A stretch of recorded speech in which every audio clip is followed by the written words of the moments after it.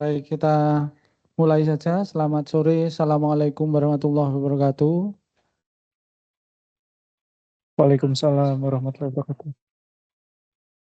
Suaranya mantap sampai di online. Semuanya bisa mengikuti yang di online, Mas, Mbak. Jelas suaranya.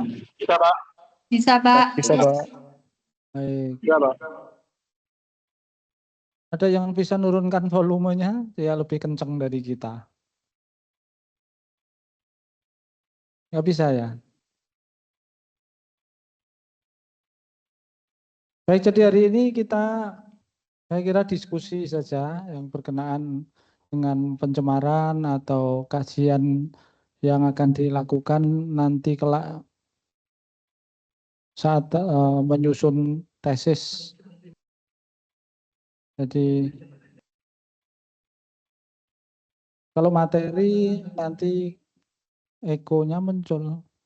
Kalau materi nanti kita tambahkan setelah selesai saja. Kebetulan ini kan materi yang sudah kita sampaikan sebelumnya.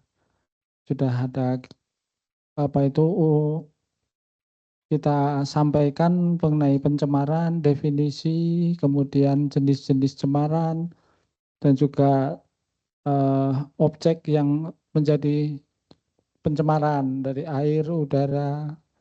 Ini masih ada tanah yang belum kita selesaikan untuk kita lanjutkan.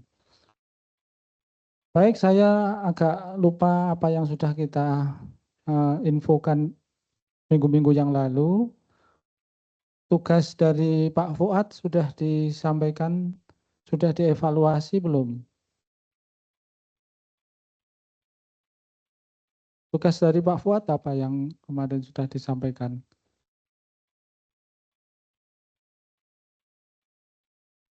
Oh, belum. Kenapa? Presentasi atau review atau di soal? Oke, jadi saya perlu nyatet kalau memang harus ada komponen penilaian nantinya.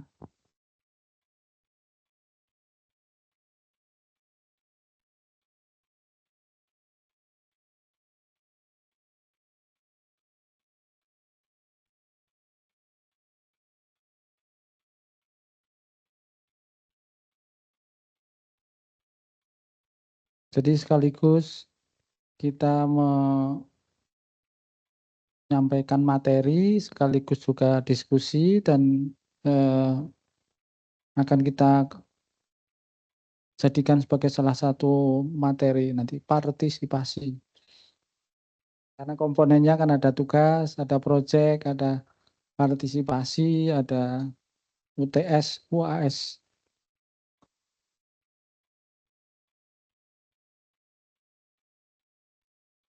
Baik, yang perlu kita sampaikan materi sekarang ini berkenaan dengan rencana penelitian atau penugasan yang ada di dunia di kantor atau di perusahaan masing-masing. Kemudian biasanya pada forum-forum ujian proposal, ujian seminar kan selalu ada pertanyaan yang mesti pembobotannya sangat kelihatan, di mana setiap kajian itu harus mengandung komponen A, B, C. Ada abiotik, biotik, dan culture. Dengan porsi yang dinamis. Bagi yang latar belakangnya sains, mungkin objek-objek fisik, abiotik menjadi kuat. Bagi teman-teman yang basisnya sumber daya alam hayati, tentu biotiknya sangat menonjol, dan bagi yang sosial, humaniora, itu aspek culture-nya juga. Namun demikian tidak bisa meninggalkan ketiga atau dua mitra, dua counterpart-nya yang lain. Jadi harus ada komponen-komponen itu meskipun secara substansi ya, seringkali mungkin agak apa ya, agak aneh gitu. Ya, karena tidak jarang atau hampir tidak bersinggungan dengan aspek-aspek counterpartnya. Baik, nanti teknisnya kita diskusi di kelas saja. Kita mulai salah satu dari yang ada di online. Di kelas dulu aja, yang online nanti belakangan. Tapi harapan saya apa yang disampaikan di kelas ini nanti menjadi apa ini setidaknya pengkaya untuk bisa menginspirasi atau merubah atau segera menetapkan tema. Semuanya sudah punya outline riset ya yang disyaratkan dahulu sebelum pendaftaran registrasi atau rekrutmen dulu. Nah, ini tolong nanti diungkap, kita bahas bersama-sama agar rencana itu bisa direalisasi, tidak bolak-balik, tidak kok belum seret, belum kuat, belum cocok dan sebagainya. Dan juga nanti teman-teman boleh memberi gambaran atau boleh mempertanyakan materi dari salah satu dengan yang lain. Kita mulai saja. Dari mana dulu yang sudah siap, yang sudah sadar?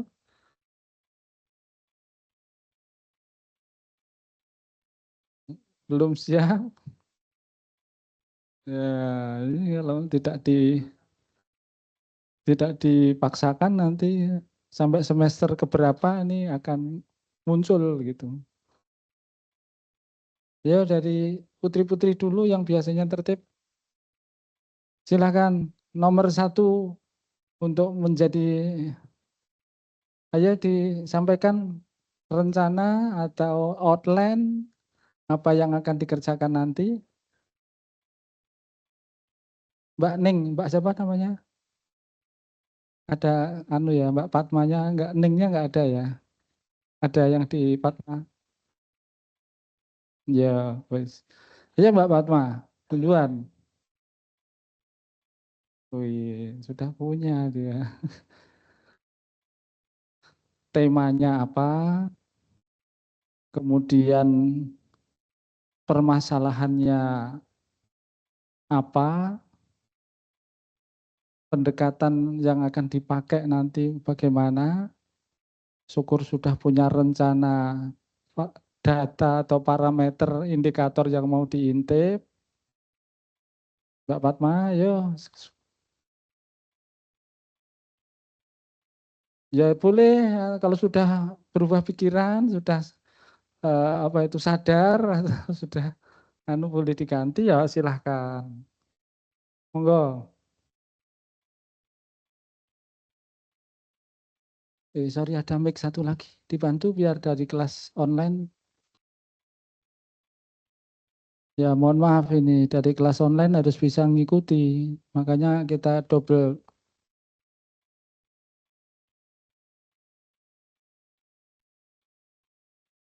cek, nggak bisa. Aduh.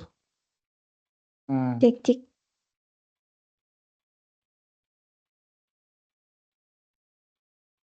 Jadi untuk research plan yang dulu saya ajukan waktu pendaftaran MIL itu topiknya mengenai waste management practice and residence perception in Kabupaten Kendal. Jadi itu latar belakangnya, jadi karena memang produksi sampah yang cukup tinggi, hampir mencapai 410 ton per hari, menjadikan masalah ini harus segera ditangani gitu. Apalagi kalau di Kendal itu kemarin ada masalah yang TPA Darupono itu sudah kalau dari perhitungan analisis itu akan mencapai over capacity di tahun 2023. Nah, jadi itu mendorong adanya pembentukan TPA baru. TPA baru yang bentuknya itu sanitary landfill gitu di Kabupaten Kendal. Nah, jadi tujuan dari penelitian ini sebenarnya ditujukan untuk mengetahui aspek dari each aspect of, boleh pakai bahasa Inggris mungkin Pak? To understand each aspect of waste management in Kabupaten Kendal and the perception of the residents of waste management in Kabupaten Kendal. This is mainly to develop a strategic waste management system in Kabupaten Kendal. Untuk metodenya sendiri ini kombinasi dari qualitative and quantitative methods untuk mengevaluasi dari setiap aspek dari pengelolaan sampah dan persepsi dari warga mengenai pengelolaan sampah di Kabupaten Kendal gitu. Jadi data primernya itu melalui observasi dan kuesioner, dan untuk yang sekunder itu melalui analisis yang berkaitan dengan dokumen-dokumen kebijakan.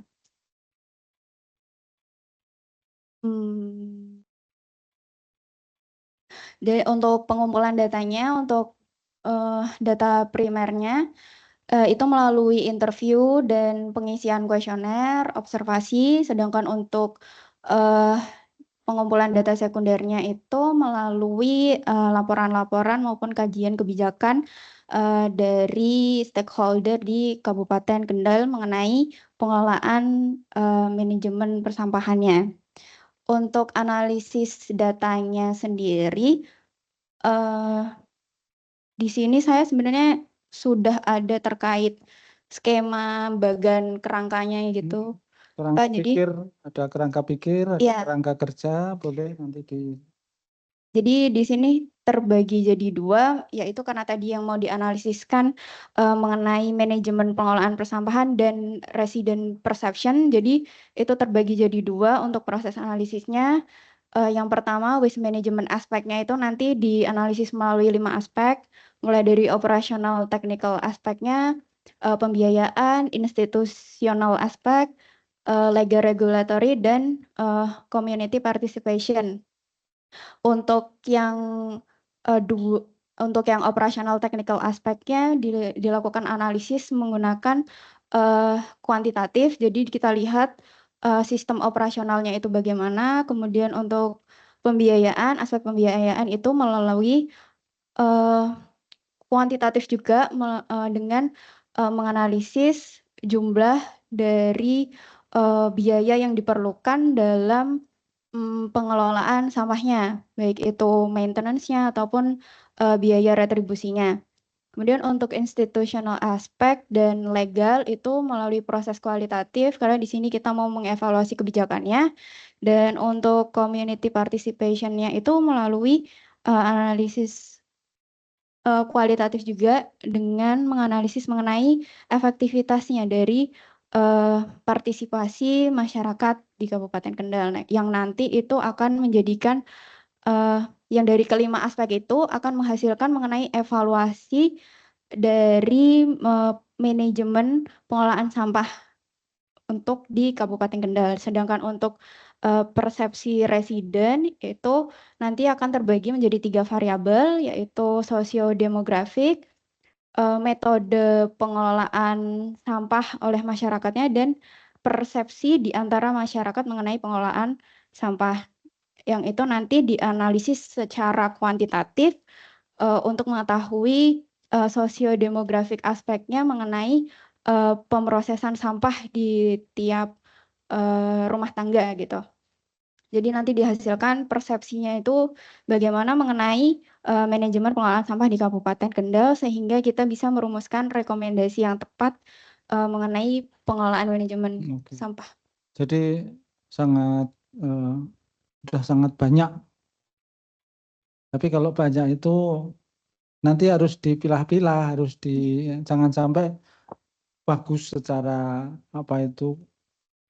strukturnya bagus, substansinya bagus, tapi yang sering terjadi kita khawatir nanti kelamaan ngelola datanya. Nah itu, jadi harus nanti dibuat batasan-batasan mana yang difokuskan. Seluruh siklus dari rumah sebagai timbulan sampahnya sampai di proses-proses di TPA atau di transportasi dan pengelolaan di TPA-nya, atau nanti hanya semacam bagaimana memunculkan ekonomi sirkulernya. Nah itu nanti kalau bisa difokuskan saja. Jadi memang tadi menarik, banyak yang bisa diperhitungkan, tetapi kalau nanti kerepotan waktu data dan analisisnya ya nanti biasanya setelah proposal itu terus waktunya jadi melamban semua. Padahal proposal itu kan sudah sampai di metodologi, sudah sampai bab 3. Ya, tinggal satu bab lagi yaitu hasil dan pembahasan. Jadi kadang-kadang itu terus kita itu ya semuanya memang susah. Saya sendiri juga kesulitan, bahkan teman-teman yang ngambil S3 dahulu itu ya kalau sudah membawa atau mempengaruhi mental. Jadi sekolahnya di Bandung, jadi kalau sudah lihat armada bis ke Bandung itu sudah merinding. Jadi karena kan harus dibebani dengan wah ini belum dikerjakan, yang itu belum dikerjakan. Akhirnya Mbak minta. Jadi harapannya nanti bisa tidak sejauh itu mengganggu psikologis kita. Jadi untuk parameter-parameter nanti dibatas-batasi kira-kira yang mana yang menarik, yang menjadi krusial, apakah di tingkat masyarakat atau di tingkat operasional oleh petugasnya, ataukah ingin dari lembaga-lembaga bank sampah dan sebagainya yang akan dijadikan andalan untuk penelitiannya. Dari sisi ABC juga harus kelihatan, tadi ada ya setidaknya di teori juga muncul aspek-aspek misalnya kesehatannya, aspek-aspek risiko penyakit, risiko kriminal juga mungkin harus tersirat juga di sana untuk memperkaya komposisinya. Ya, jadi di dokumen itu setidaknya ada yang memang variabel yang masih harus kita amati, tetapi data-data yang sudah given, sudah tetap ada di sana, itu yang menjadi pengkaya pada tinjauan pustakanya. Jadi biasanya kita menulis secara khusus di subbabnya itu kondisi umum wilayah, kondisi umum operasional, kondisi umum instalasi atau apa dan sebagainya, itu juga biasanya perlu kita ungkapkan. Gitu. Ada yang dari persampahan yang lain? Nah, ya, bisa menambahkan sesuatu dari persampahannya Mbak Fatma?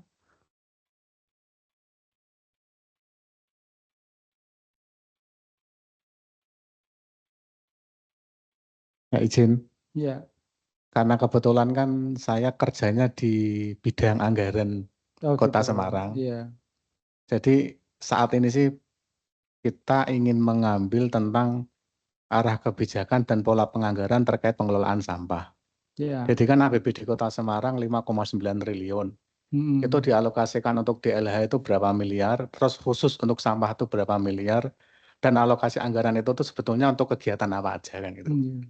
Terus kayak konsep bergerak bersama yang bersama masyarakat tanpa mengambil APBD itu jenis kegiatannya itu apa aja? Nanti mungkin arahnya ke situ. Arahnya ke sana ya. Jadi termasuk apakah sudah mulai pantas untuk berbagi subsidi bagi bank-bank sampah kalau mungkin harus dibantu, harus dilayani, karena Bisa jadi. belum ya yang sejauh ini. Kalau sejauh ini kemarin itu bayangan saya sih Pak, kebijakan di RPJMD periode 21 sampai 25, terus ini kan ada pilkada. Ya. Otomatis kan tahun depan akan buat RPJMD baru periode 2026 sampai 25 sampai 29. Nah, mungkin perbandingan dua kebijakan itu. Jadi penganggaran 5 tahun ke belakang untuk apa dan rencana 5 tahun ke depan untuk apa kan gitu. Ya, jadi nanti Baik. ya biasanya tetap mengikuti permainan yang sudah berlaku, hanya inovasi atau improvisasi di beberapa kebijakan nanti mungkin akan muncul ya kalau di pemerintahan atau pimpinannya bergeser atau berganti. Ya. Jadi secara khusus di penganggaran nanti punyanya Mbak Fatma ya spesifik, kalau jangan terlalu luas, tapi nanti tetap ahlinya Pak Mariono. Ya nanti harus jangan apa itu segan-segan untuk kira-kira nanti bebannya atau waktunya atau konsekuensinya gitu. Baik, makasih terlebih dahulu untuk komentarnya dan tambahannya. Selanjutnya Mbak, silahkan. Mbak siapa? Terima kasih, saya Mbak Masita. Rencana kemarin itu tesisnya berjudul Kajian Penerapan Konsep Green City untuk Kota Pesisir, Studi Kasus Kajian Penerapan Konsep Green City untuk Kota Pesisir, Studi Kasus Kota Bitung, Provinsi Sulawesi Utara. Latar belakangnya itu dari pertumbuhan jumlah penduduk yang meningkat. Ditahan dulu. Iya. Di Bitung, Iya. Sulawesi Utara. Iya. Kenapa memilih objeknya begitu jauhnya? Atau dari asalnya dari sana? Saya dari Bitung, Pak. Baik, jadi nanti sudah dari kantor juga, dari pemerintah, Iya. datanya otomatis nanti akan mudah diakses. Iya, bisa. Oke, dilanjut. Karena pertumbuhan jumlah penduduk yang tinggi dan Kota Bitung juga merupakan kota industri, kebutuhan lahan meningkat, yang perubahan penggunaan lahan menjadi area terbangun menimbulkan fenomena masalah di lingkungan perkotaan. Sedangkan di Kota Bitung ini sendiri, belum adanya RTH ruang terbuka hijau. Padahal ada rencana padahal di RT RW Kota Bitung tahun 2013 sampai 2033 itu ada target untuk ruang terbuka hijau publik mencakup 20% dari luas wilayah kota di luar kawasan lindung. Maka dari itu diambil rumusan masalah. Yang pertama, bagaimana penerapan konsep Green City di Kota Bitung. Yang kedua, bagaimana strategi pengembangan konsep Green City di Kota Bitung. Terima kasih. Ya, jadi RTH 30% masih belum terpenuhi. Iya, Dok. Kemudian dari sisi lingkungannya ini sudah tersentuh ya nanti dengan aspek Green City. Kemudian yang lain berkenai dengan isu ketahanan pangannya nanti disinggung juga. Karena sekarang eranya baru era ketahanan pangan, terlebih di perkotaan. Ya, itu menjadi krusial sekali. Kemudian yang kaitannya dengan kegiatan-kegiatan sendiri, mungkin sudah ada gambaran sejauh ini untuk konsep Green City sudah ada beberapa bahan atau indikasi yang bisa mendukung penelitiannya nanti. Belum di search kembali, Pak. Belum. Ya. Jadi mahasiswa saya dari Jogja, email juga sih, itu ingin kalau Jogja kurang karena di sana secara umum sudah sangat padat sekali, sehingga ingin menambahkan ruang terbuka hijau. Jadi yang diperhitungkan itu malah konsep lorong sayur, karena kota harus ada ketahanan pangan, di ruang-ruang sempitnya akan dimanfaatkan sebagai lorong sayur, dan lorong sayur ini didorong menjadi sebagian dari ruang terbuka hijau. Aku untuk pengakuan, untuk menambah, karena sudah sangat susah sekali untuk menambah ruang terbuka, karena per 1 meter pemerintah harus mengadakan lahan atau alokasi ruang terbukanya sangat mahal sekali. Ya mungkin sangat mengagetkan kalau di Jogja itu 1 meter ada yang sampai 60-70 juta 1 meternya. Jadi kalau pemerintah harus mengeluarkan kocek untuk itu kelihatannya sudah nggak mungkin. Jadi RTH-nya menjadi RTH inovasi. Jadi, tapi intinya di sini di ruang lorong sayur ini apakah nanti bisa menjadi kontribusi terhadap bertambahnya ruang terbuka hijau dengan konsep ini, dengan beberapa aturan-aturan yang ada di PU maupun di pemukiman sebagai ruang terbuka hijau itu masih ada beberapa celah yang bisa diisi. Nah nanti kalau secara aturan itu bisa memenuhi, baru dia akan menambahkan, mengajukan untuk menambah ruang terbuka hijau yang ada di Jogja. Jadi banyak kegiatan yang berkenaan dengan ruang terbuka hijau dari dahulu awal kita sebenarnya kepingin ada gerakan-gerakan secara nasional dari katakanlah dari rumah tangga, dari ibu-ibu itu bisa mengelola limbah organiknya di batasan rumah sehingga nanti akan muncul apa itu kebun-kebun di sela-sela pemukiman itu dengan pupuk-pupuk organik yang dihasilkan oleh skala rumahan. Jadi kalau itu bisa menjadi gerakan alias setiap orang melakukan itu menghasilkan keekonomian yang sangat signifikan. Karena kan perlu sayur ini tetangga punya. Oke, tuker, ayo kita tuker. Aku punya ekstra lombok, punya ini dan sebagainya. Jadi itu termasuk menjadi peluang untuk ketahanan pangan sekaligus juga sirkulasi lorong oksigen kalau nggak disebut sehat. Jadi karena rumah-rumah padat itu kan juga terkendala dengan tersedianya oksigen yang cenderung bercampur dengan polusi sehingga dengan lorong sayur, nah ini oksigenasi kejenuhan udara dengan oksigen yang bersih itu tersedia. Jadi cukup menarik. Dan nanti diintip komponen yang dikualifikasi sebagai green apa tadinya? Green City. Green City itu komponennya apa, dalam bentuk apa. Nah, kemudian baru diidentifikasi dari lapangan.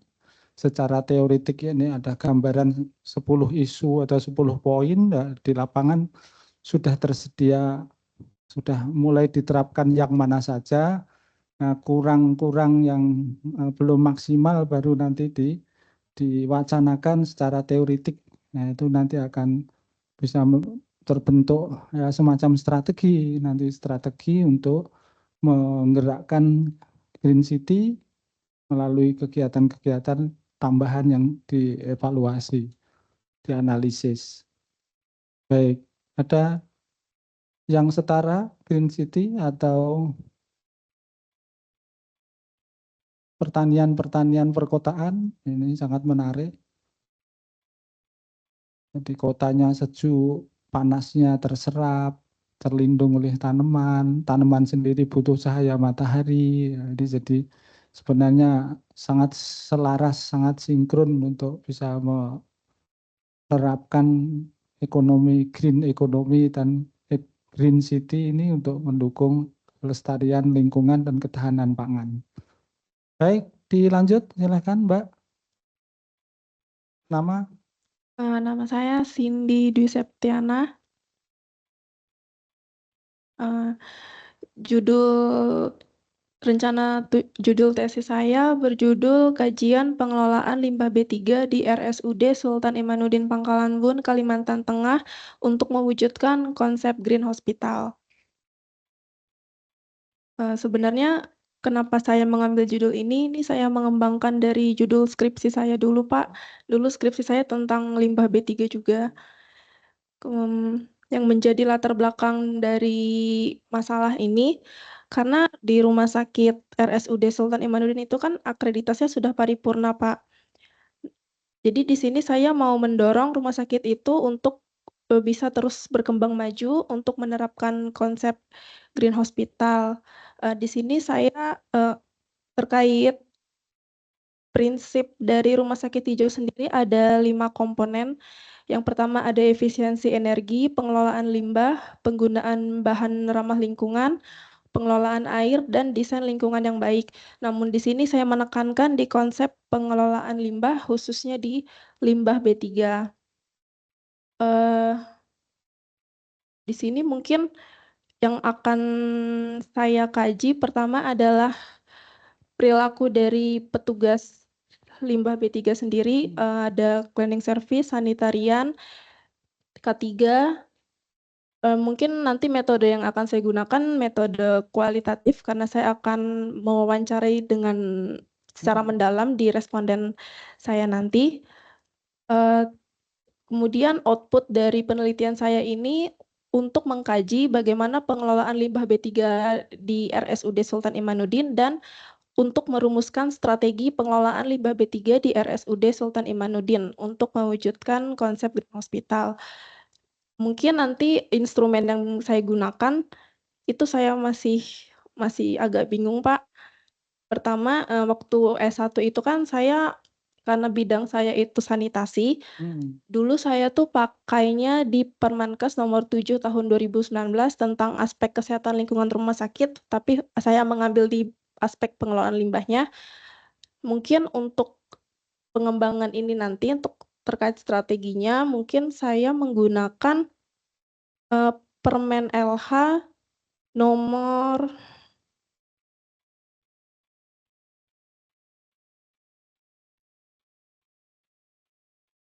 Saya lupa. Permen Soalnya LH nomor 6 tahun 2021 ini tentang limbah B3. Terus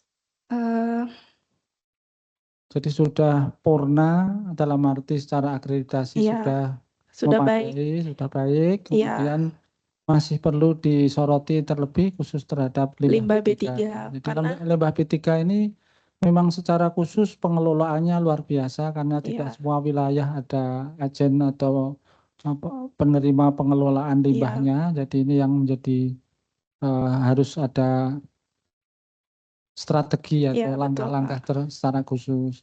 Iya. Mungkin teman-teman ada yang belum tahu limbah B3 dari rumah sakit itu munculnya dari mana? Silahkan dibantu dulu.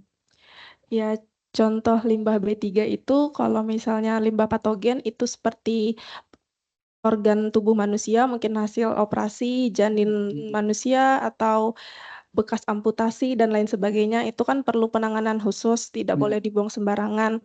Jadi harus disiapkan di wadah tertutup, harus disterilisasi, kemudian dibakar bersama limbah lain. Namun di sini waktu dulu saya penelitian itu ada menjadi masalah adalah ketika ada pasien yang mungkin terkena HIV atau terkena penyakit menular itu kan COVID jaringan yang iya, paling rawan ya karena nakes sendiri menjadi jaminan keselamatannya. iya. Jaringan tubuhnya itu kan takutnya menulari petugasnya. Itu juga menjadi concern cukup permasalahan untuk pengelolaan limbah khususnya di bagian pemusnahan, Pak. Terus pada saat pemusnahan itu saya melihat petugasnya itu kurang menerapkan K3. Waktu itu saya melihat jarum-jarum suntik itu banyak masih berceceran di luar insenerator, yang mana itu membahayakan petugas mungkin yang lewat atau mungkin tidak sengaja terinjak atau bagaimana, kan kita tidak tahu suntik itu mengandung apa di dalam situ. Mungkin itu mungkin lebih menyoroti perilaku petugasnya sendiri karena memang jujur penanganan limbah B3 di rumah sakit ini agak sedikit sulit, Pak, karena kita kan masih di daerah, masih pengelolanya itu masih hanya sebatas pemusnahan saja, belum mengelola sendiri gitu, Pak. Jadi hasil abunya itu pun akan dikirim lagi ke Surabaya kalau nggak salah. Iya.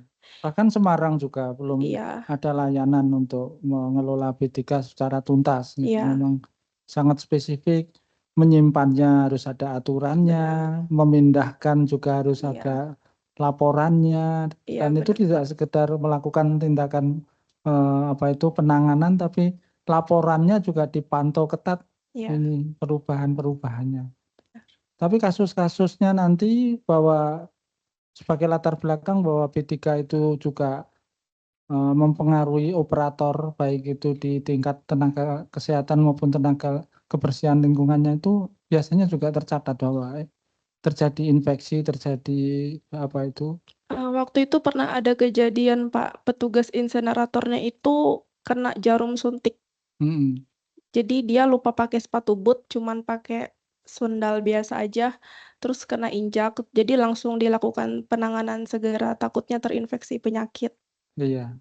Seperti itu. Jadi ini fokus ya nanti ke para operator pengelolaan limbah B3. Iya, Jadi kan dari ruang tindakan itu akan terakumulasi diambil oleh petugas, kemudian dibawa dari ruang operasi atau tindakan itu ke tempat sisi samping atau belakang terutama ya. Itu jalur-jalurnya pun juga menjadi perhatian karena iya, kalau jalurnya melewati pengunjung, iya, nah ini juga akan menjatuhkan benar, kualifikasi pengelolaan. Nah, benar. nanti uraian urutan-urutan itu juga disampaikan. Sebenarnya standar pengelolaan limbah B3 yang secara teoritik berdasarkan P6 tadi, lingkungan ya tadi, bukan kesehatan. Lingkungan, Pak. lingkungan, Iya. tatanannya. Jadi nanti disandingkan begitu sehingga nanti bisa di mana sih yang harus disediakan jalur secara khusus atau personil secara terlatih atau apa nanti yang itu yang perlu dikuatkan. Ya, jadi limbah B3. Komponennya hanya medis saja atau termasuk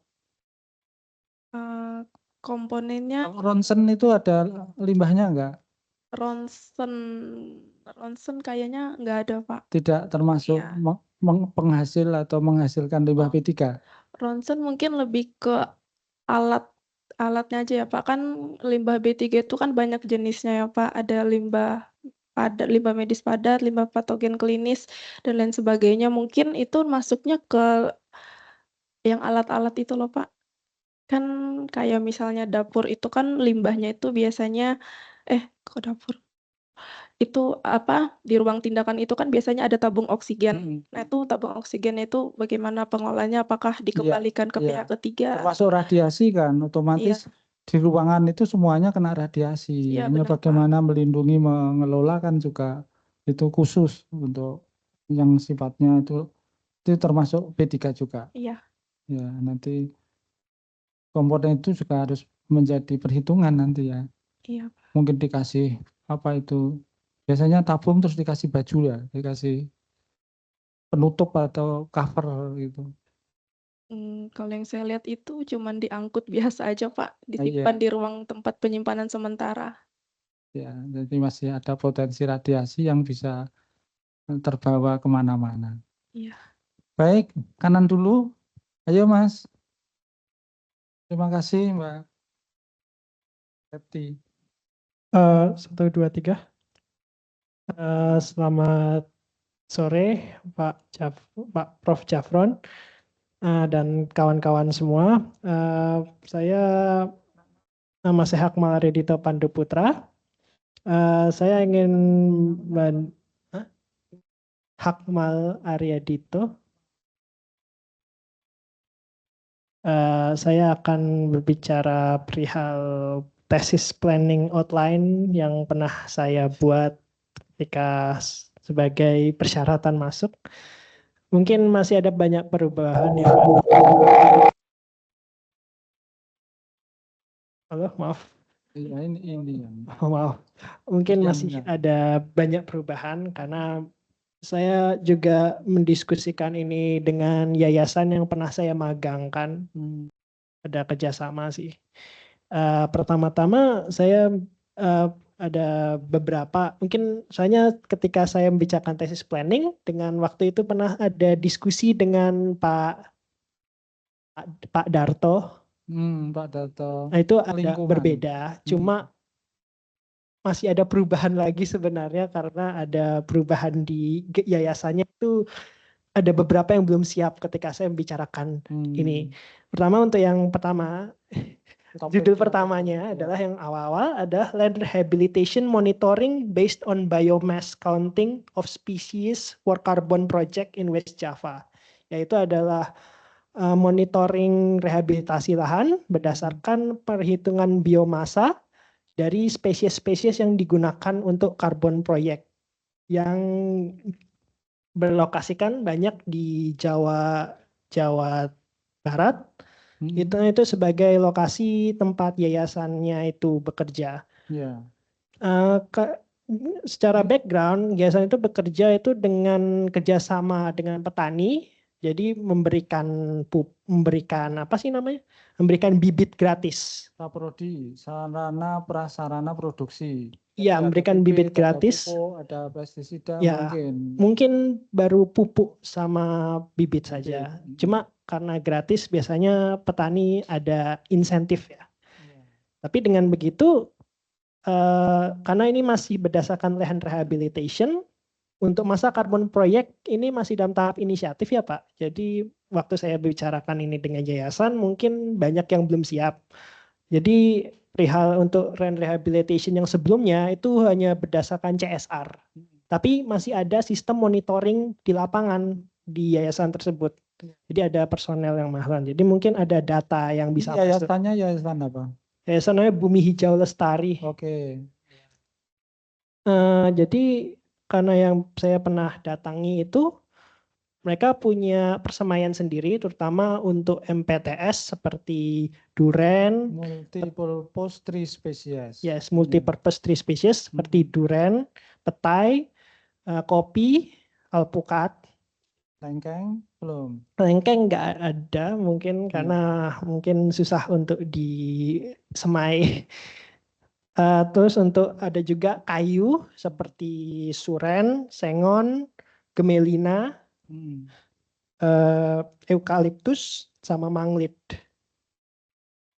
Karena itu adalah yang biasanya berdasarkan permintaan dari petani. Jadi ketika petani itu didatangin, diberi semacam sosialisasi dan apa sih namanya?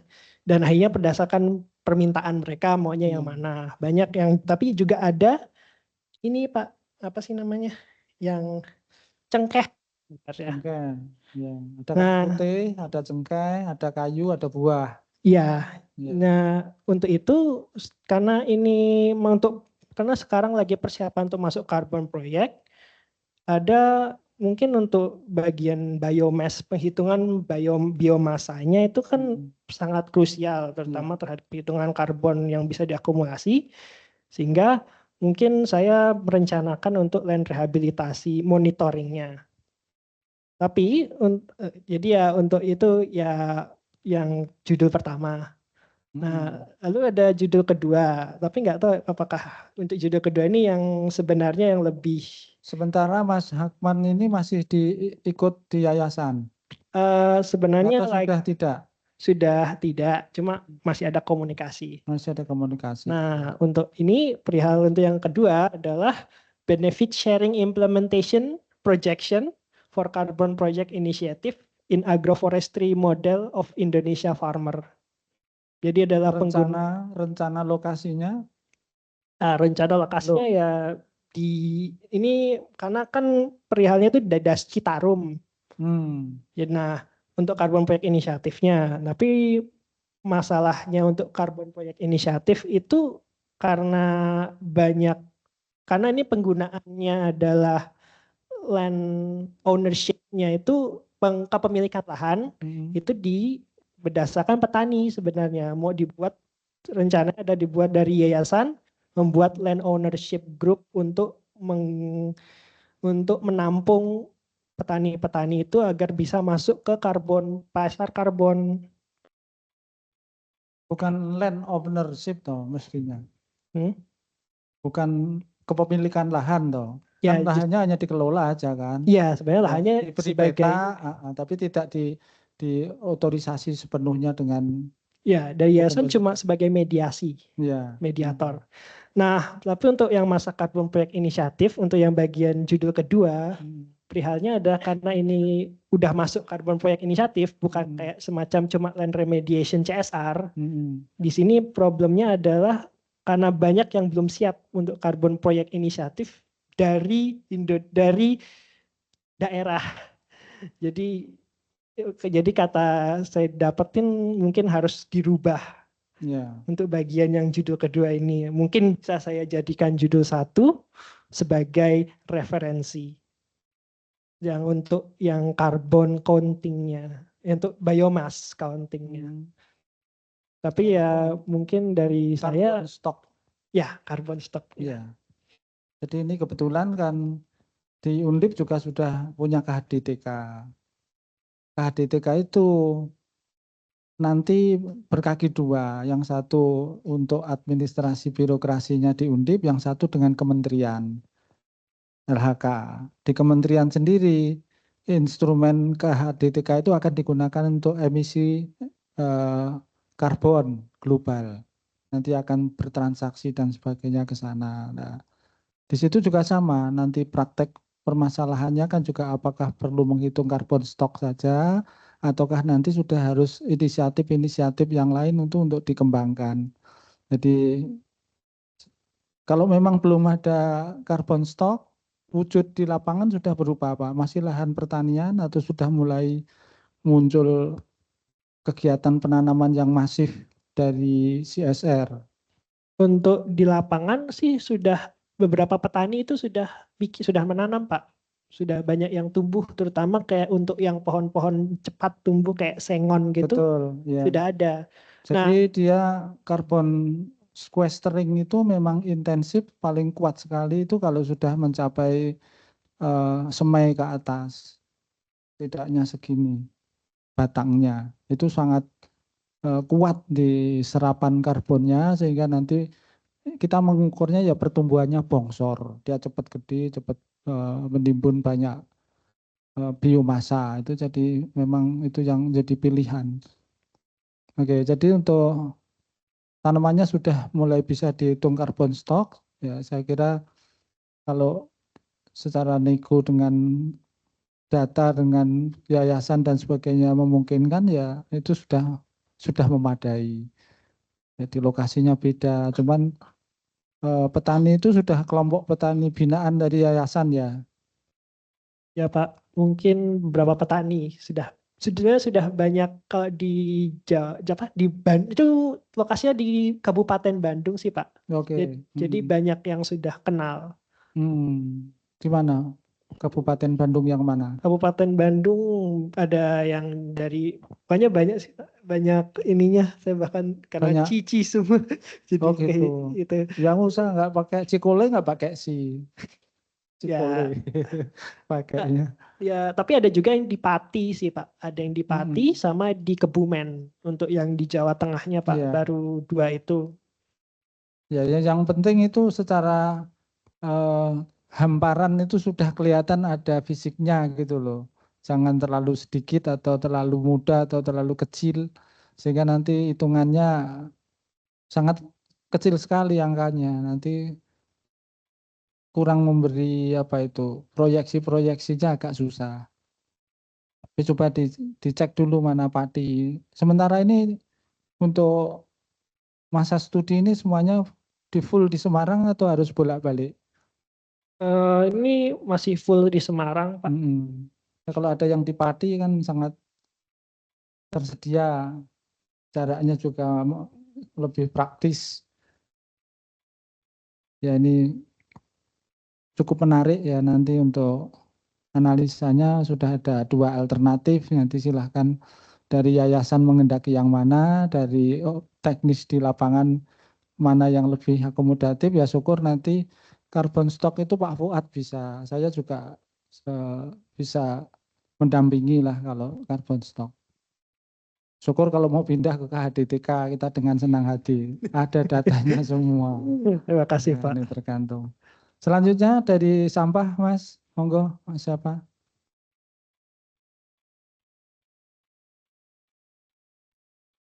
Izin Bapak, saya Samsul Arifin. Sesuai yang awal tadi saya sampaikan, sampai saat ini kami masih mengambil judul terkait arah kebijakan dan pola penganggaran pemerintah Kota Semarang dalam pengelolaan sampah. Mungkin latar belakangnya hampir sedikit sama dengan yang awal, Mbak Fatma, cuman di sini saya menyoroti terkait kepadatan penduduk. Saya bercerita kalau Kota Semarang itu kan kota metropolitan terbesar kelima di Indonesia dengan tingkat kepadatan penduduk 12.261 penduduk per kilometer persegi. Akan tetapi tingkat kepadatan penduduk itu tidak rata. Ada satu daerah yang banyak, tapi ada yang satu daerah yang kecil. Kayak kalau di sini kayak yang paling rendah itu di Kecamatan Tugu. Kalau yang paling padat itu di Semarang Timur, mencapai 12.261 penduduk per kilometer. Kalau di Tugu hanya 1.201 penduduk per kilometer persegi. Masih longgar di Tugu ya, di Gunung Pati. Tugu, Pak. Kalau data BPS yang paling longgar Tugu. Mungkin karena daerah laut itu pada nggak mau menempati mungkin. Oh iya. Nanti kalau Bangladesh datang aja dia mau. Kemudian saya juga menyoroti terkait Kota Semarang sebagai kota hub atau tengah antara Jakarta ke Surabaya sehingga menjadi suatu tempat persinggahan sementara. Transit. Sehingga di situ pasti akan mendatangkan wisatawan. Di situ terbukti dari hotel di Semarang itu ada 99 hotel, ada hampir 10.000 kamar dan 18.000 tempat tidur. Dengan rata-rata kunjungan wisatawan mencapai 6,5 juta, di mana 4,3 juta atau 66,20% adalah wisatawan untuk objek wisata kuliner. Tentu dengan adanya wisata kuliner tersebut, maka menyebabkan timbulan sampah yang semakin banyak. Dari data Dinas Perdagangan pun, PKL yang terdaftar di Dinas Perdagangan ada 5.538. Sedangkan usaha mikro yang terdaftar di Dinas Koperasi ada 30.000 sekian. Dengan dasar tersebutlah maka ditemukan data menurut sistem SIPSN itu bahwa timbulan sampah di Kota Semarang pada tahun 2023 431.500 ton per tahun. Dengan sumber sampah 72% dari rumah tangga. Kalau jenis sampahnya sisa makanan 60,8% dan plastik 17,2%. Tentu dengan data-data tersebut pasti harusnya pemerintah Kota Semarang pengelolaan sampahnya fokus pada jenis sampah sisa makanan dan sumber sampah rumah tangga, kan gitu, Pak.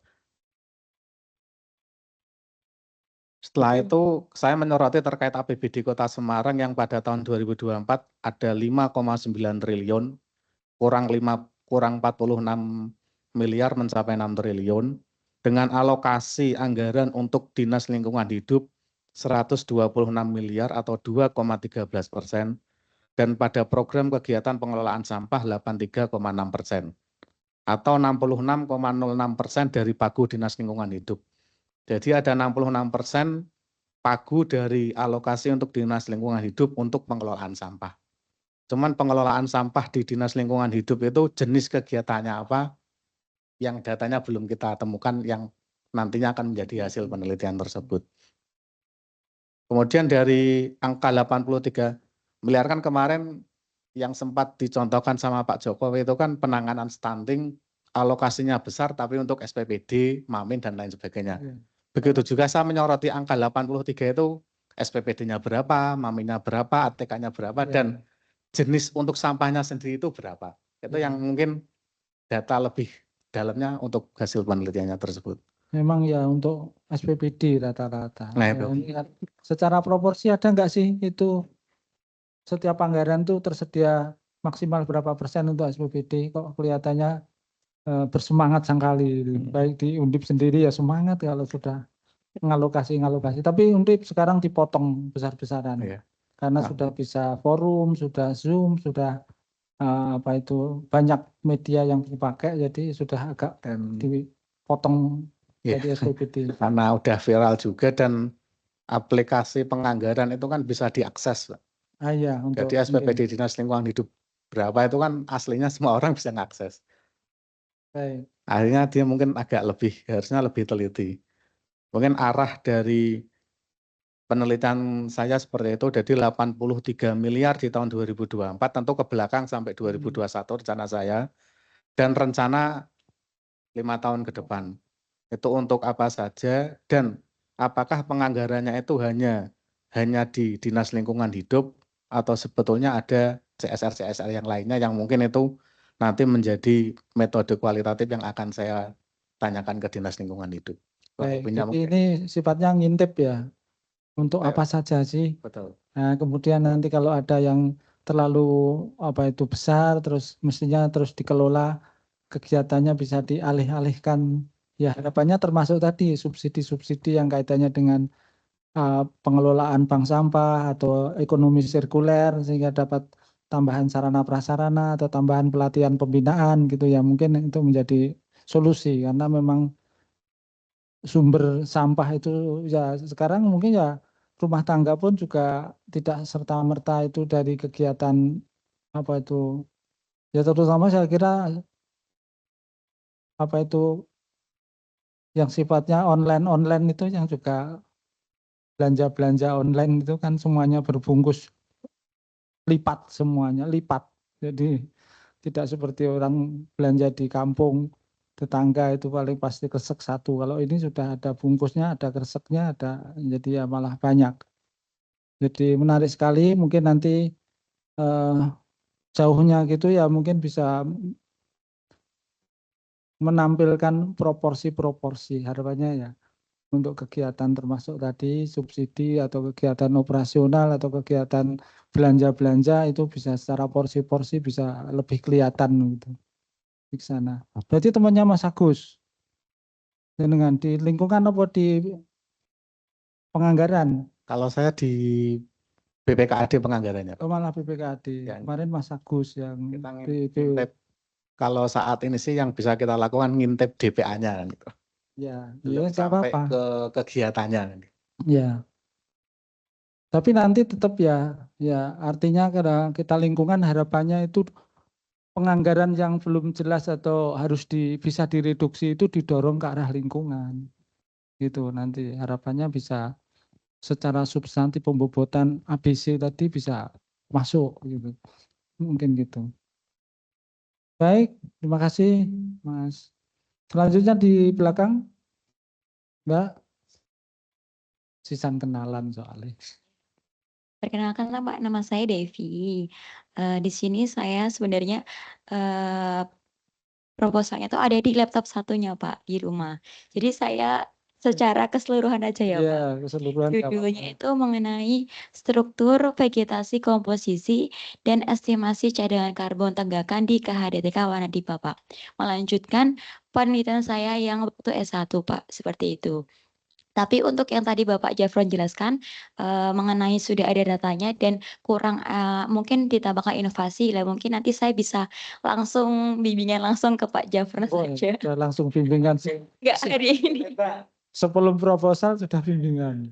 Ya, Nah, Mbak. untuk ya memberikan inovasi-inovasi apa yang sebaiknya emang perlu dilakukan untuk pengembangan KHDTK sendiri Pak, seperti itu. Dari kegiatan mahasiswa khususnya dari MIL sendiri itu sudah ada yang menghitung stok karbon. Oh. Cuman belum secara detail apakah itu baru di satu strata kelihatannya. Di strata pohon masih ada strata di bawahnya termasuk yang ada di karbon di dalam tanah itu kelihatannya belum. Nah, kemudian nanti harapannya ya kita mungkin perlu berkomunikasi dengan perhutani karena di sana ada pohon besar yang siklusnya tidak tahu sampai kapan, akan berapa siklus tanam, tetapi mestinya itu menjadi target untuk pengembangan ke depan. Artinya area-area yang akan ditebang itu harus segera ditanam lagi agar nanti fungsi karbon, transaksi karbonnya itu bisa berfungsi. Jadi umumnya kita hanya seolah-olah terkesan pada stok karbon yang ada, isinya pohon-pohon besar. Padahal untuk transaksi karbon itu yang diperhitungkan bukan yang sudah ada, tapi upaya yang akan dilakukan, yang sedang dilakukan. Bukan yang akan dilakukan, bukan yang sudah dilakukan, tapi yang sedang dikerjakan. Jadi itu yang nanti mungkin menjadi role model untuk bisa atau setidaknya mengikuti panduan yang ada di kementerian. Ya, sudah ada tata laksananya, sudah ada rumus-rumusnya, sudah ada tinggal ngentre ke dalam sistem nanti akan ketemu angka-angkanya. Baik, Ya, terima kasih Pak. Dilanjut. Baik, perkenalkan nama saya Ahmad Lutfi Masud. Untuk penelitian saya rencananya yaitu peran masyarakat lokal dalam upaya konservasi Gunung Ungaran, studi kasus partisipasi masyarakat di sekitar di Desa Ngeserbalong, Kabupaten Kendal, Jawa Tengah, di mana Gunung Ungaran ini memiliki keanekaragaman hayati yang sangat melimpah dan memiliki banyak sekali satwa-satwa yang dilindungi. Contohnya ada yang namanya julang emas, ya terus ada yang namanya elang Jawa, dan untuk mamalia yang satwa dilindungi ada terenggiling Jawa, di mana terenggiling Jawa juga termasuk dalam kategori critical endangered. di mana sangat dilindungi dan hampir punah. Dan di mana di Gunung Ungaran ini dari tahun waktu saya penelitian di sana itu banyak sekali menemukan pemburu-pemburu liar, Pak. Jadi dengan adanya pemburu liar tersebut, takutnya akan mengganggu ekosistem dari Gunung Ungaran, terutama untuk satwa-satwa yang dilindungi. Lalu saya mengambil datanya dari masyarakat. Kenapa? Karena mulai yang paling awal terlebih dahulu untuk melindungi kawasan tersebut yaitu dari masyarakat sekitar, di mana partisipasi dari masyarakat itu seperti apa dalam mengelola kawasan di konservasi di sana. Kebetulan di desa tersebut juga ada KHDTK dari UNES juga, Pak. Jadi masyarakat juga bagaimana partisipasi mereka dalam upaya perlindungan di kawasan Gunung Ungaran tersebut, lalu hambatan-hambatan apa saja, karena di mana ketika waktu itu ada yang bilang kalau yang melakukan perburuan itu merupakan oknum-oknum dari mungkin dari aparat-aparat negara gitu, mungkin seperti itu. Jadi ada hambatan-hambatan masyarakat mungkin takut atau gimana untuk melapor. Nah nanti untuk hasil akhirnya gimana akan merekomendasikan kebijakan dari perlindungan kawasan tersebut. Misalkan mungkin nanti ada dari saya sendiri ketika di loket pintu masuk tersebut orang yang membawa senjata itu dilarang masuk seperti itu, Pak. Mungkin ketika nanti saya penelitian di sana dan mengedukasi masyarakat bagaimana agar melindungi kawasan hutan Gunung Ungaran. Mungkin kurang lebih seperti itu, Pak, gambarannya. Baik. Jadi ini lokasinya di kawasan hutan atau di luar kawasan hutan? Untuk dari partisipasi masyarakatnya, Pak, untuk mengelola dari kawasan tersebut. Tadi kan ada pintu gerbang, ada rahasia atau apa itu senjata. Lah ini masuk ke kawasan hutannya atau masuk di lingkungan? Ini di desanya, Pak. Di desanya. Jadi di desa tersebut kan ada wisata juga, Pak. Kebetulan di situ juga ada kayak pintu masuk gerbang kayak gitu untuk masuk ke wilayah. Songgo apa tadi? Ngeserbalong, Pak. Oh, Ngeserbalong, ya. Desa. Saya sudah sempat ke sana berarti ya. Di situ kan juga ada gerbang yang baru mungkin, Pak, dan itu biasanya pemburu-pemburu kan pada lewat situ banyak yang menggunakan jeep, terus ada yang pakai anjing juga untuk melakukan perburuan. Jadi ada kayak gangguan lah dari satwa-satwa gitu. Yeah. Jadi upaya masyarakatnya nanti seperti apa di sana, lalu hambatan-hambatannya bagaimana, dan hasil akhirnya nanti kebijakan-kebijakan yang akan menjadi rekomendasi di kawasan tersebut. Iya. Jadi di kawasan lindung secara aturan biasanya memang sudah banyak, baik itu di tingkat masyarakat maupun di internal pengelolaan di dalam. Tapi yang namanya tindakan perburuan yang sudah masuk kategori kriminal itu ya biasanya jauh lebih waspada, jauh lebih sikap daripada petugas, daripada kesadaran kelompok masyarakat itu. Di KHDTK Wanadipa pun juga sama, kita siaga di pinggir jalan, tapi yang sering kedodoran justru di batas dalam. Jadi berkali-kali ada, 2 kali bukan berkali-kali, 2 kali kebakaran itu ya dari perhutani meyakini bahwa itu adalah ulahnya para pemburu rusa. Ada rusa liar, ada babi liar, lah itu ya mereka menjebak dengan menggunakan api, sehingga itu juga ya kita nggak pernah tahu, meskipun sudah ada drone, sudah ada petugas, ini pun juga kita sangat susah sekali untuk mengintai.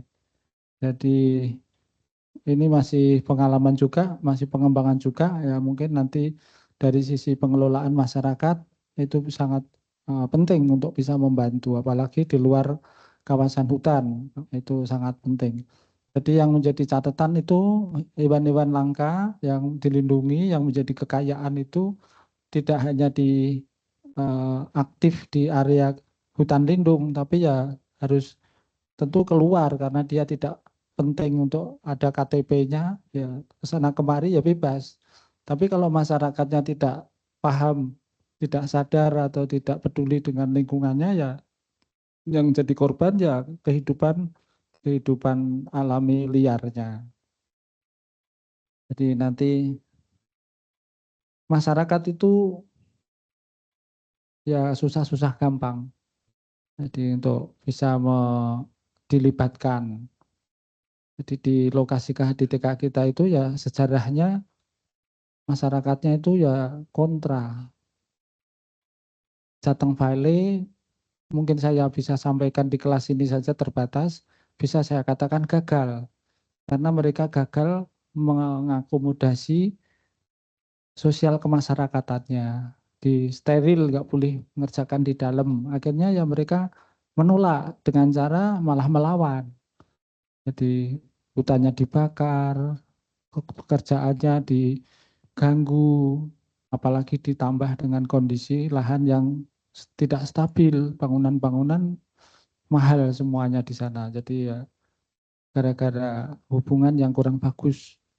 Nah nanti kalau larangan ya sudah mereka kita sampaikan, tapi biasanya ya tetap kafilah berjalan, Oke, tapi keuntungannya itu yang terjadi. Oke, tapi kalau misalnya di Ngesrebalong itu lebih ke pemburunya dari luar, Pak. Kalau untuk masyarakatnya udah mulai ini ada yang jadi pemburu terus dia tobat lalu jadi praktisi. Ya, ada yang tobat juga jadi praktisi lingkungan, jadi perlindungan menjadi orang yang patroli seperti itu, Pak. Jadi untuk pemburu-pemburunya kebanyakan dari luar desa tersebut. Iya. Itu juga yang jadi masalah untuk masyarakatnya. Saya ketika melihat udah mulai aware terhadap konservasi di sekitar kawasan tersebut. Seperti itu, Pak. Mungkin. Saya 2 kali ke sana. Wisata angin yang ada. Karena tebing tinggi sekali. Iya, di tebing-tebing. Curugnya ya. Jadi kekayaan hayati masih luar biasa. Jadi ancamannya gunung-gunung di Jawa Tengah itu ya ancamannya diengisasi. Ingin meniru Dieng. Ya, terutama budidayanya. Karena tegakan-tegakan pohon itu ya secara umum tidak produktif. Kalau diganti kentang, harga ekonominya luar biasa. Jadi makanya nanti menular ke Gunung Prau, ke Gunung Ungaran, ke Gunung Muria, itu sudah mulai gejala-gejala. Jadi tidak cuma dari sisi struktur tegakan pohonnya, juga bahkan secara sosial ekonomi juga bergeser. Ini yang menjadi isu penting nantinya. Baik, terima kasih dari Gunung Ungaran. Mudah-mudahan nanti juga pendekatan-pendekatan yang dengan masyarakat itu bisa muncul dan kita jadikan panduan bersama untuk menanggulangi permasalahan ini. Silahkan dilanjut.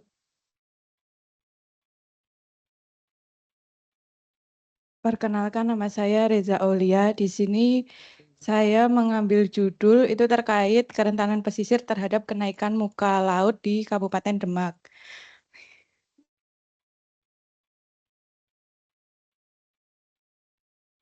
Kemudian latar belakangnya itu Kabupaten Demak memiliki topografi pantai yang landai. Kemudian elevasinya rendah sama penggunaan lahan yang kompleks sehingga rentan mengalami dampak kenaikan permukaan laut.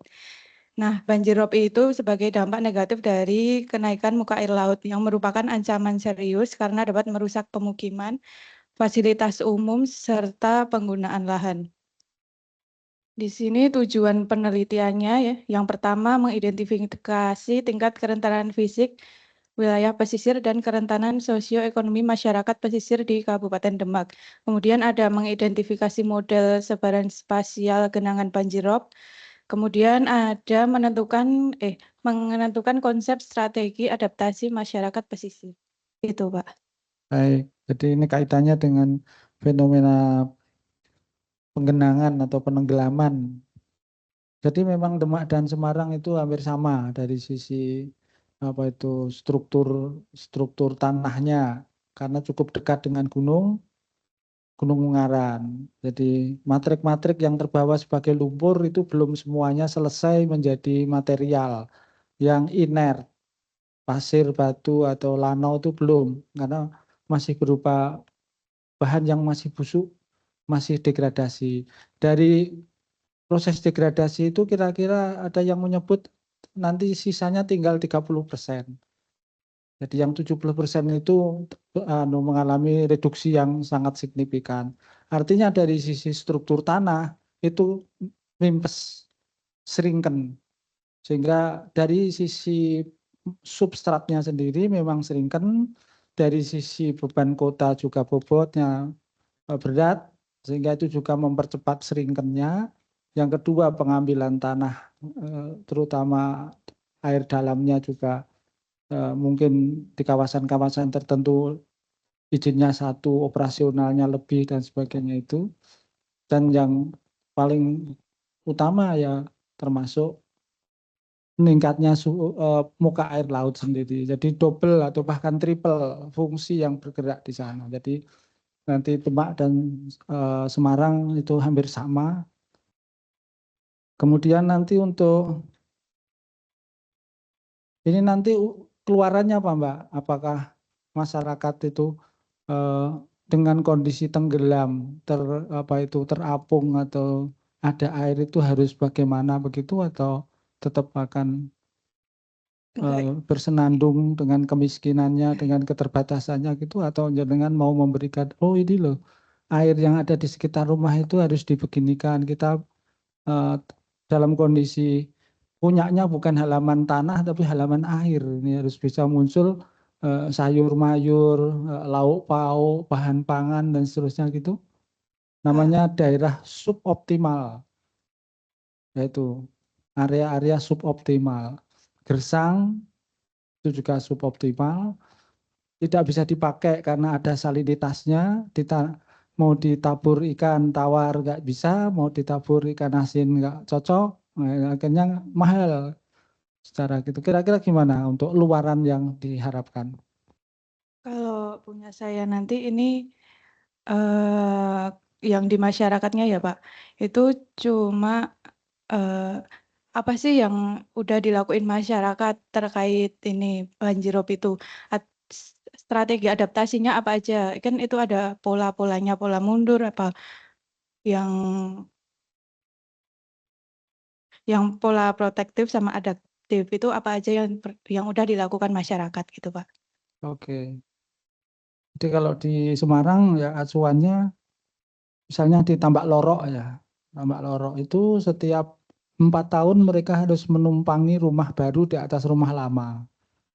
Jadi kalau tidak ya pasti sudah terus turun terus gitu. Rumahnya sopan-sopan. Karena kalau kita nggak menunduk jauh-jauh kejedut. Karena kusennya tinggal segini ini. Alias rumahnya tenggelam. Jadi itu ya sejauh ini gambarannya ya seperti itu. Hanya meninggikan lahan, meninggikan rumah, semua energi, semua penghasilan ya ke sana nanti masuknya. Nah itu lain kalau dengan masyarakat Bajo. Tahu masyarakat Bajo ya? Dia nggak butuh tanah. Dia tinggal di garis pantai. Semua perekonomian diangkat dari perikanan. Ibaratnya di sana mungkin masih di pulau-pulau kecil, pulau terluar yang mungkin secara perikanan masih produktif. Tapi kalau di sini kan sudah kurang populasi sumber daya ikannya terus merosot. Hasilnya kecil-kecil, carinya juga makin susah, carinya makin jauh ke tengah. Nah, itu indikasi lah. Ada gap, mau ngikuti pola Bajo, ikannya nggak ada, mau ngikuti pola tradisional, lahannya makin tenggelam. Nah ini perlu mengkombinasi bagaimana cara yang baik. Dengan kondisi air yang minimal, terkendala air, tapi di situ ada produksi, ada ikan, ada rumput laut, ada kepiting, ada moluska, ada apa terserah. Yang penting dari kondisi lahan itu bisa menghasil ekonomi. Jadi masalah tempat tinggalnya ya saya kira kalau di atas air ya memang rumahnya rumah panggung seperti orang Bajo. Orang Bajo segini ini kira-kira jarak antara substrat tanah dengan rumahnya segini. Jadi seperti lorong di bawahnya itu. Jadi kalau saat pasang ya sudah biasa mereka. Semua aktivitas itu ya di atas air semua. Kalau di Thailand itu sampai lapangan bolanya juga di air, di atas, dibuatkan platform. Yaitu nanti diadopsi beberapa pengalaman kondisi yang ada di sana. Mungkin akan menjadi pilihan. Ya meskipun nanti masih di batas alternatif yang mungkin capaiannya juga agak susah, tapi itu juga bisa menjadi wacana. Ya. Oke, terima kasih. Dilanjut. Terima kasih, Pak. Oke, baik Pak. Perkenalkan nama saya Dwi Puspa Oktaning Tias, Pak. Silakan. Jadi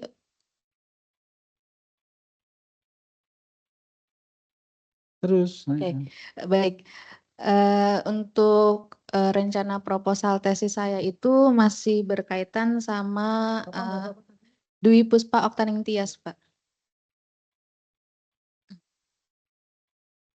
Oke. Untuk rencana penelitian tesis saya itu masih berkaitan sama skripsi saya kemarin tentang konstruksi lahan basah, Pak. Konstruksi lahan basah. Jadi kalau kemarin waktu skripsi itu apakah metode konstruksi lahan basah ini dengan memanfaatkan salah satu tanaman daerah saya di Kalimantan Tengah itu ada namanya purun danau. Kalau bahasa Latinnya itu Lepirionia articulata, itu bisa tidak untuk mengolah limbah greywater. Nah, kalau kemarin tesis skripsi saya seperti itu, dan untuk proposal tesis saya itu optimalisasinya, Pak. Apakah bisa dioptimalisasikan konstruksi lahan basah menggunakan tanaman Lepirionia articulata ini untuk mengolah limbah greywater, gitu, Pak.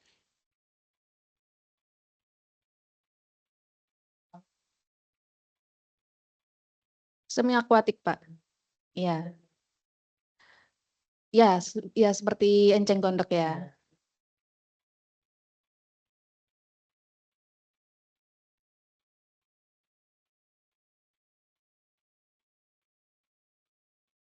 Iya, greywater Pak, untuk mengurangi, iya. Karena Lepirionia articulata ini kemarin ternyata hiperakumulator untuk plumbum kalau nggak salah, Pak. Plumbum, iya. Iya. Kalau greywater itu potensi plumbum yang paling besar dari sumber apa? Atau terjadi di mana? Kalau untuk tesis saya ini rencananya pakainya Ini kan cenderung di laboratorium. Nggih. Di laboratorium. Iya. Tapi faktanya tanaman danau sendiri. Danau ya. Purun danau, Pak. Purun danau. Ya. Itu biasanya ada di sekitar masyarakat. Potensinya gitu. Kalau sejauh ini tanaman itu tuh masih jarang Pak untuk digunakan untuk beremediasi seperti itu. Karena tanaman ini kalau di daerah saya itu lebih sering dimanfaatkan untuk kerajinan tangan, Pak. Iya. Dalam arti kalau yang saya kerajinan apa? Kalau Lepirionia articulata itu Pak, kayak bentuknya kayak panjang-panjang gitu, Pak.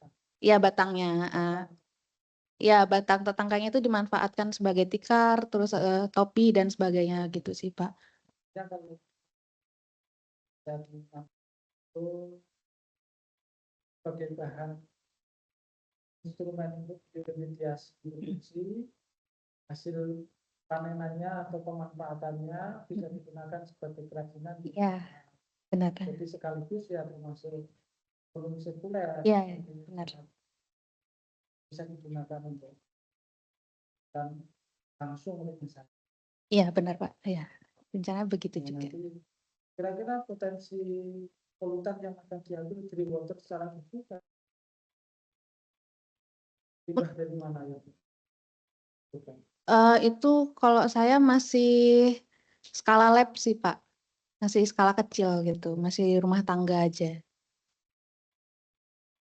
Yang selalu cek itu misalnya dari pondok pesantren, ya secara kepentingan, secara nilai kan sangat berharga sekali. Tapi Ya. dan volumenya juga terus menurun. Dan di sana kan penggunaan air sangat intensif, Tinggi, iya. besar, karena kebutuhan santri, kebutuhan dapur, kebutuhan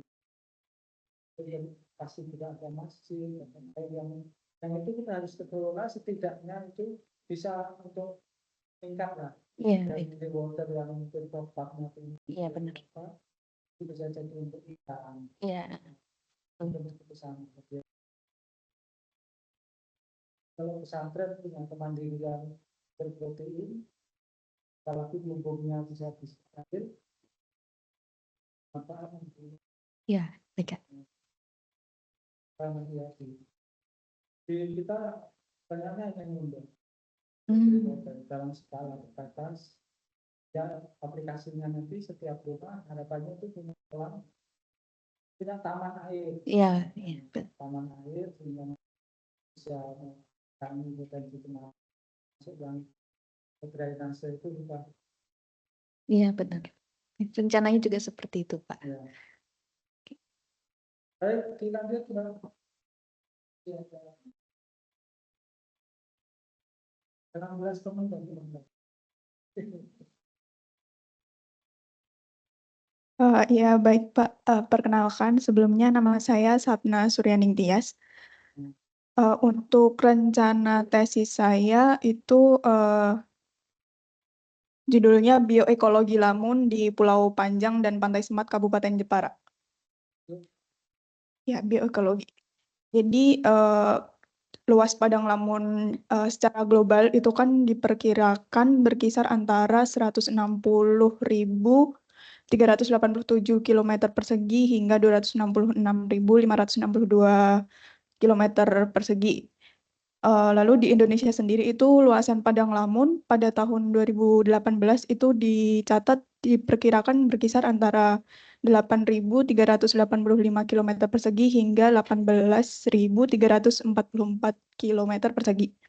Namun pada tahun 2019 itu ada sekitar 30 hingga 59% dari total padang lamun yang ada di Indonesia itu berstatus kurang sehat atau rusak. Nah, lamun ini sendiri itu kan punya peranan yang penting ya Pak dalam ekologi perairan. Ya, selain itu lamun ini kan juga bisa berperan sebagai penyerap karbon. Jadi sebanyak 83.000 metrik ton karbon dalam setiap kilometer persegi itu dapat diendapkan dalam jaringan bagian lamun atau sedimen yang ada di ekosistem lamun dalam waktu yang cukup lama. Sehingga lamun ini dapat menjadi dapat membantu mitigasi dalam perubahan iklim. Ya, sebagai penyerap karbon. Lalu untuk kondisi lamun di Jepara ini sebenarnya beberapa itu sudah rusak Pak. Terutama di pantai, kan tadi saya rencana mau ngambil di Pulau Panjang sama Pantai Semat. Itu di tahun 2022 itu saya pernah ikut ada proyek monitoring ekosistem lamun yang biasa dilakukan oleh DLHK Jawa Tengah. Itu di Pulau Panjang itu tercatat persentase penutupannya itu sebesar 68,29% atau padat. Namun di Pantai Semat sendiri itu untuk di penelitian skripsi saya di tahun 2023 kemarin itu tercatat 32,91%. Jadi saya hanya ingin membandingkan antara dua lokasi tersebut, yang satu dengan kondisi ekosistemnya yang bagus, di mana di Pulau Panjang itu kan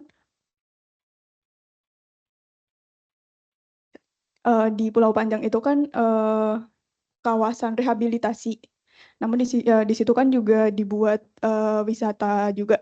Ya.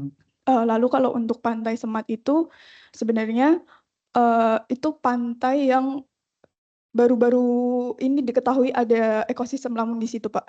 Jadi belum ada banyak penelitian di situ. Barunya itu diketahuinya atau memang itu muncul sebagai apa ya, embankment itu tahu ya? Baru diketahui ada. Sebenarnya itu udah Embankmentnya ada, itu muncul kan di sana ada perubahan hidrologi. Kalau perubahan hidrologi kan langsung muncul endapan-endapan baru. Nah, endapan baru ini kan terus menjadi habitat yang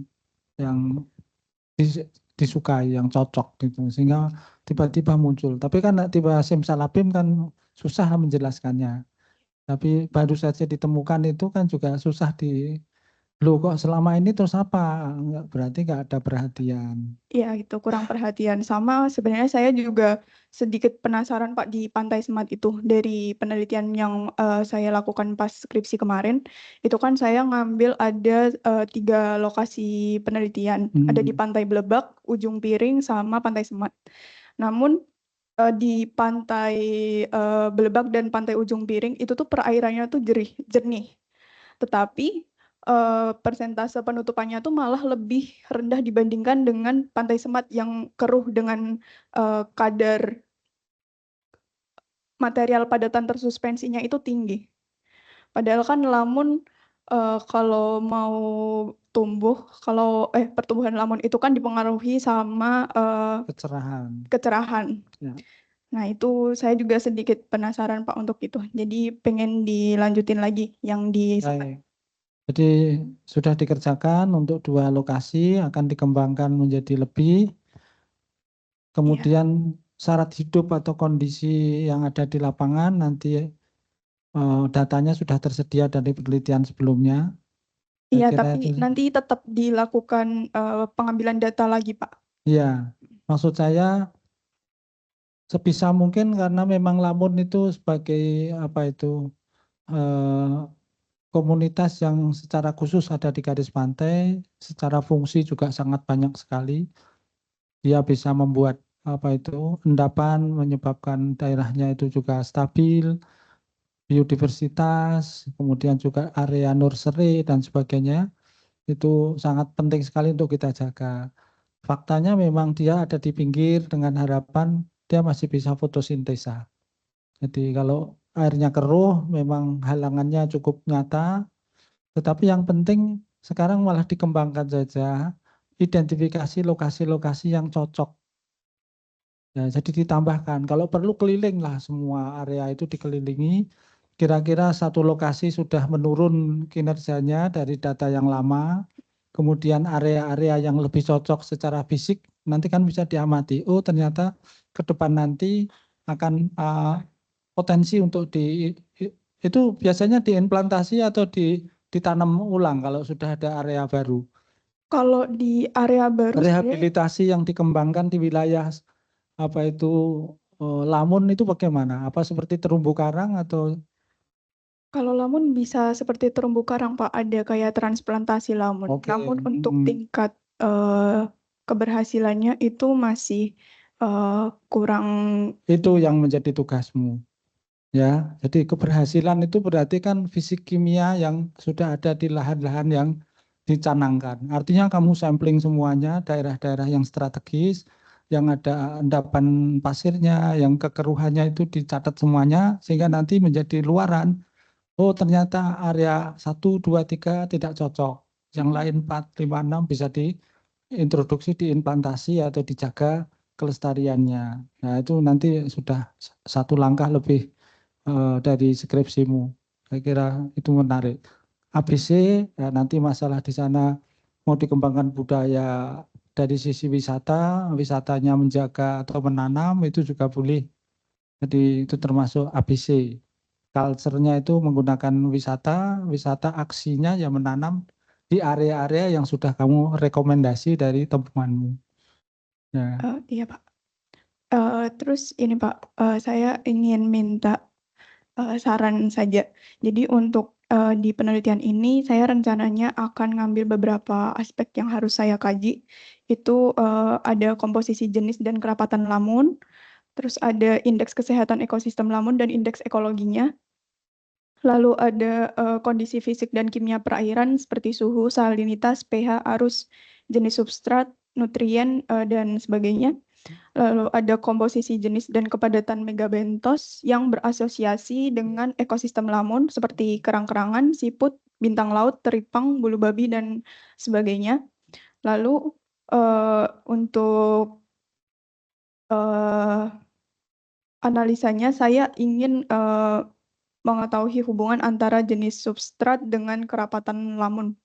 Karena tadi seperti yang di Pantai Semat itu, mungkin MPT atau kekeruhan perairan itu tidak terlalu berpengaruh terhadap pertumbuhannya. Jadi hanya ingin mengetahui saja dari jenis substrat ini peranannya itu seperti apa dalam pertumbuhan lamun. Ya. Nanti dari analisa nutrien, NPK, kemudian juga dari struktur vegetasinya akan ketahuan sebenarnya yang cocok tuh yang bagaimana. Nah, sehingga untuk pengembangannya juga lokasi alternatif itu juga diidentifikasi nutriennya. Jadi apakah itu sudah mendekati angka yang paling bagus, kan nanti yang ada vegetasinya akan diidentifikasi yang paling bagus yang mana, yang kurang yang bagaimana dari sisi komposisi lamunnya, dari sisi asosiasinya, dari sisi nutrisinya. Dan nanti untuk alternatif pengembangan stasiun-stasiun yang belum ada lamunnya, kamu identifikasi di fisik kimianya sehingga nanti bisa rekomendasi, oh stasiun 6 itu sana komposisinya sudah mirip, sudah cocok, tinggal mengintroduksi dan sebagainya. Nah, saya kira itu nanti sangat penting untuk apalagi ada pemantauan rutin ya dari. Iya, dari DLHK setiap tahun ada pemantauan rutin, monitoring rutin di perairan Jawa Tengah. Ya. Kalau masalah kekeruhan, itu namanya lamun itu kan morfologi daunnya kan seperti pita, ya kan? Dia bisa tenggelam di bawah air. Tapi saat kondisi airnya keruh, saat surut kan dia juga terekspos sinar matahari. Jadi kemungkinan kekeruhan kurang menjadi hambatan karena dia bisa dalam kondisi surut, dia masih basah, dia masih fotosintesa. Tapi kalau terumbu karang, ya memang kekeruhan sangat mengganggu karena dia fotosintetik ya, kemudian fakutrop makanan-makanan dari polipnya itu memang harus makan. Jadi kalau terlalu keruh sangat berpengaruh pada kesehatan dari terumbu karang. Kalau ini lebih kuat berarti. Ya. Baik, sudah ada suara panggilan. Terima kasih ya. Ayo Mas. Baik, izin Bapak perkenalkan nama saya Ruci Mada Sunggoro. Ruci. Nah, untuk rencana tesis saya, pemetaan lokasi pembuangan sampah ilegal menggunakan sistem informasi geografis di Kota Semarang. Latar belakangnya, indikator kota berkelanjutan itu adalah bebas sampah dan kinerja sistem pengelolaan sampah yang baik. Yang kedua, pertumbuhan penduduk yang pesat di Kota Semarang. Dan ketiga, lokasi pembuangan sampah ilegal yang menyebabkan pencemaran lingkungan, potensi banjir, dan mengurangi estetika. Di topiknya mengenai pemetaan. Iya, Bapak. Pemetaan lokasi sampah maksudnya lokasi pembuangan sampah ilegal, Bapak. Ini yang sudah dipakai atau yang dimungkinkan bisa dimanfaatkan?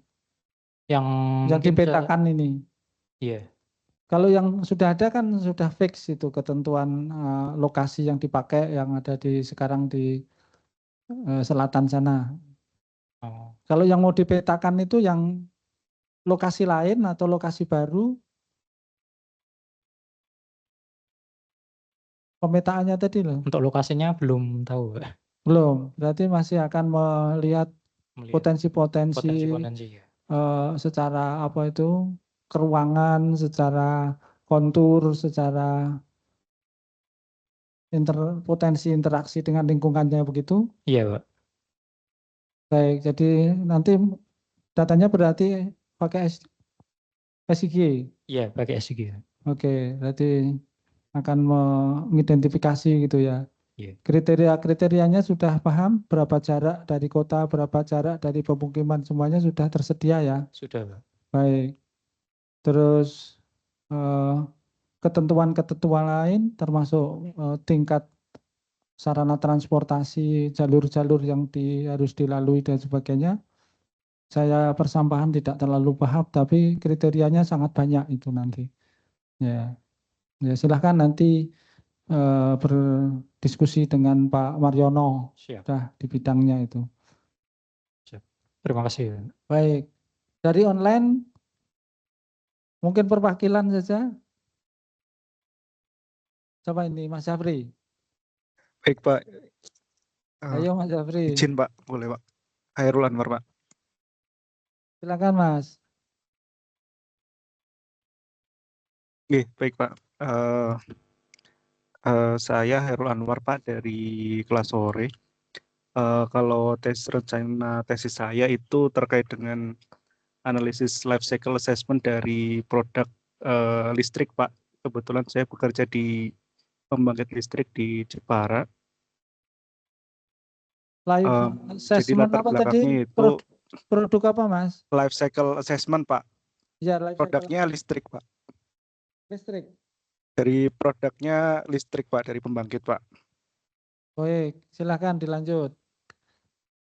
Jadi latar belakangnya karena konsumsi listrik per tahun 2023 itu semakin naik, kemudian pemerintah juga berupaya untuk mengoptimalisasi transmisi listrik di dalam negeri guna menurunkan biaya pokoknya, dan PLTU juga diharapkan untuk melakukan operasi seefisien mungkin.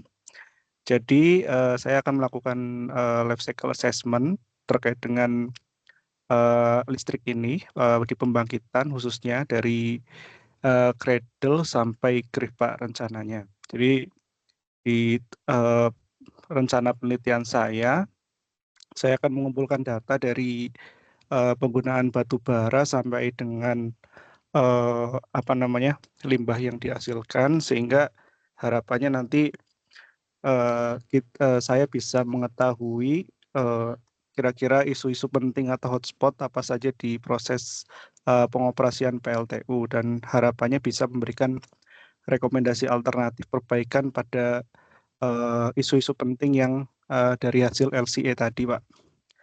Kemudian untuk metodologinya saya masih mencoba untuk mencari Pak antara menggunakan software OpenLCA atau SIMAPRO, tapi secara sekilas kemarin saya melihat SIMAPRO punya keunggulan, yaitu terkait dengan database yang lebih komplit. Nah, mungkin izin juga minta saran dari Pak Jafron, misalkan ada punya kenalan atau apa terkait dengan yang mempunyai lisensi SIMAPRO Pak, itu bisa diinfokan Pak. Seperti itu Pak. Terima kasih Pak. Iya. Saya beberapa memang ya sudah menguji yang life cycle assessment ini juga sudah pernah. Saya lupa itu pakai sistemnya yang mana. Tapi nanti bisa diacu dari perpus dulu aja, dilacak, nanti dicari, atau dari data-data penelitian yang menggunakan LCA, ya nanti bisa kita bantu untuk mendapatkan atau bahkan mulai berlatih ya bagaimana melakukan kalkulasi. Gitu Mas Khairul. Tolong nanti dilacak baik, Pak, dulu. nanti. Ya, dilacak Baik Pak, dulu. nanti saya coba buka-buka dahulu Pak. Nanti dari isu-isu lingkungan dari life cycle assessment itu harus bisa ada apa ya, semacam elaborasi atau kritisi-kritisi yang lebih mengena ya Mas, dari sisi lingkungan ya terutama ya. Baik Pak. Ya, ini kan nanti yang diperhitungkan menjadi apa? Dalam bentuk luaran biaya atau luaran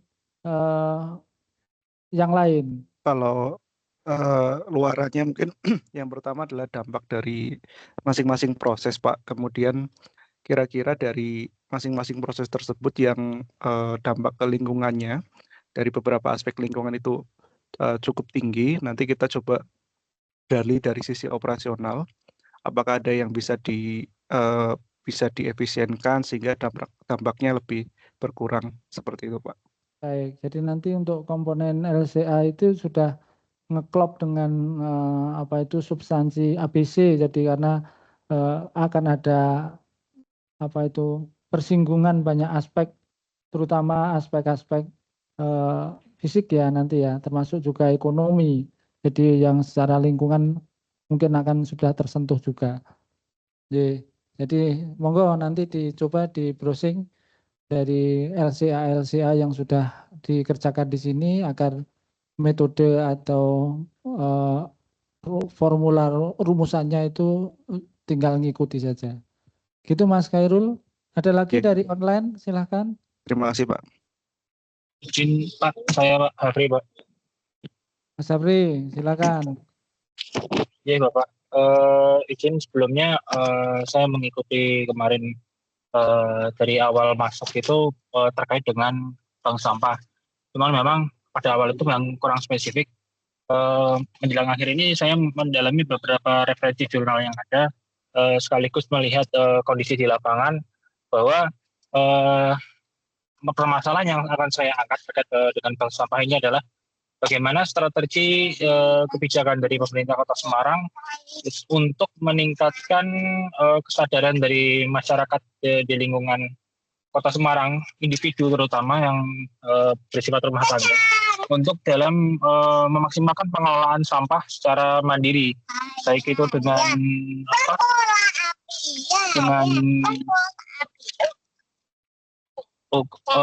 sanksi ataupun reward dari pemerintah terhadap masyarakat yang mau mengelola sampah secara mandiri.